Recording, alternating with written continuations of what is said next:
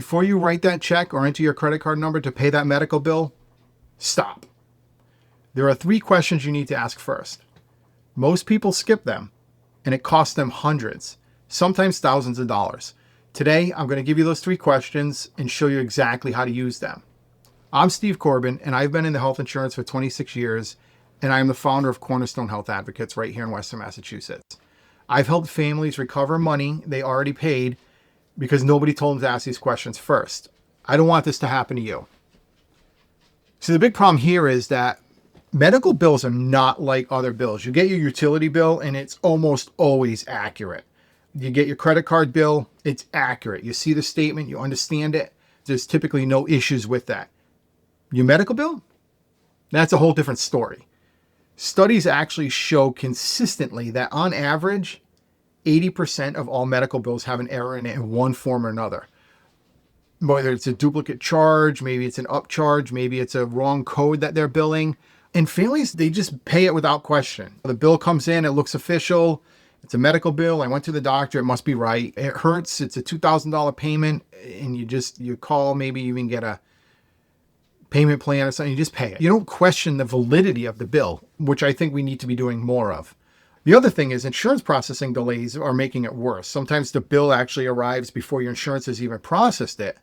And the system counts on you not even asking any questions. The other thing I'm going to actually throw in the mix here too is we're starting to see it more and more is with AI being involved in the medical billing process, it's quicker than your insurance.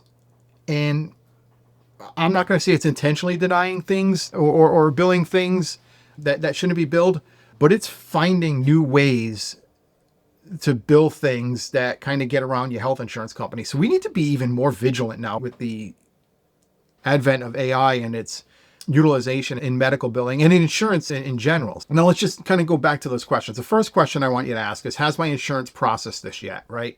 So before you do anything, log into your insurance portal, call member services, and find out if the claim's actually been processed. If it hasn't, don't pay the bill yet. Wait to get your EOB. Video that I just posted last week talked about the differences between an EOB and a bill. If you haven't had the opportunity to review that, go ahead and check it out. You'll understand kind of the differences between the two. But definitely wait, because getting the money back is more of a headache. It can take months. After you've paid them and you've paid the billing company, getting your money back from the providers is the biggest pain in the butt. So the next question is, can I see an itemized bill? Call the billing department and ask for the itemized bill. This is a breakdown. This is where we find all the mistakes, right? One of the first things, if you work with us and you're having a billing issue, one of the first things I'm going to ask you to do, get an itemized bill. You're going to look and you're going to see charges for things maybe you don't remember getting. We're going to be able to find areas where maybe they're upcharging, changing the code slightly to make it a little more expensive. We're seeing now locally, providers' offices are billing an upcharge for an on an office visit, where the insurance company is denying it and they're passing those charges on to you. So this would definitely get that itemized bill. That's where we're able to kind of see what's going on in the claims. The last thing excuse me, the last thing people don't typically think about is asking about financial assistance or a cash pay discount. I talk about this often. You can negotiate these bills. If you've done your due diligence and you find out, okay, insurance is paid. I went through the itemized bill and yes, I do owe this $3,000 bill. Right. Maybe there's these hospitals, all nonprofit hospitals have to have charity care. So you need to ask them that, right? If you truly can't afford to pay the bill, ask them. They'll help. The other thing is there a cash pay discount? I can pay X amount of dollars today. If not, I'm going to have to bill it. I actually did that, probably about 6-7 years ago now when I had a colonoscopy. And the colonoscopy itself was fine. It was the way it was billed. I was expecting it. I wasn't surprised on the back end on it. It was the anesthesia. The anesthesia came in and I had a $2,000 deductible and it came in, it was $2,000. The colonoscopy cost me a $100 copay. Anesthesia, $2,000. I was blown away. So I called up the billing office and I asked them, I said, hey, listen, I can pay you $1,000 today. And they're like, no, we're going to bill you. And I said, what's the minimum I need to pay? Right? The minimum I can pay is $20 a month, I told them. And so for 2 months, I got a bill. I wrote a check for 20 bucks.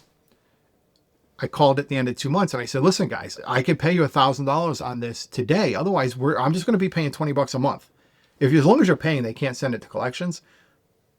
They took the $1,000, the whole bird in the hand, right? The $1,000 to them then was worth a lot more than 20 bucks a month over a 2-year period of time. Definitely ask for financial assistance and see if there is a cash pay discount. So the reality is you have the right to understand all this. I don't want you to feel like you're ever imposing on the insurance companies or their providers, or you're asking them to do something that you have no right to ask them to do. You most certainly do.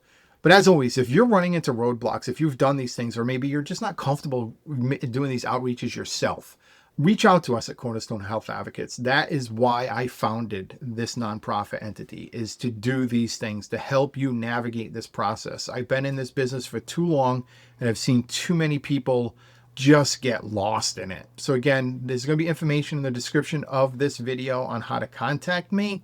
Just go ahead and do that. If it's via email, you're going to get a response from a human. It's not AI, and it's going to be me. So go ahead and contact us.